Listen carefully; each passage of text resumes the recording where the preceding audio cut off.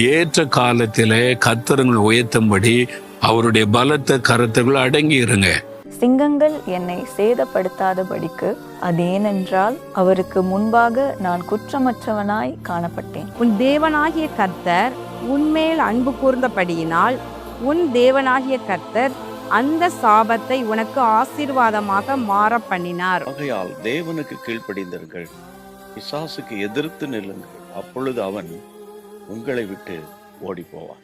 கர்த்தரின் ஆசீர்வாதமே ஐஸ்வர்யத்தை தரும், அதோடு கூட வேதனையை கூட்ட மாட்டார். அதற்கு சாமுவேல், கர்த்தருடைய சத்தத்திற்கு கீழ்ப்படுகிறதை பார்க்கிலும் சர்வாங்க தகனங்களும் பலிகளும் கர்த்தருக்கு பிரியமாயிருக்குமோ?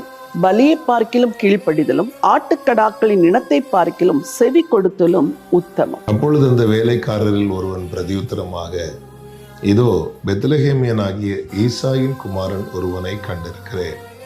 அவன் வாசிப்பதில் தேறினவன், அவன் பராக்கிரமசாலி, யுத்த வீரன், காரிய சமர்த்தன், சௌந்தரியமுள்ளவன், கர்த்தர் அவனோடே கூட இருக்கிறார் என்றார். தாவீதோ 400 பேரோடு கூட தொடர்ந்து போனான்.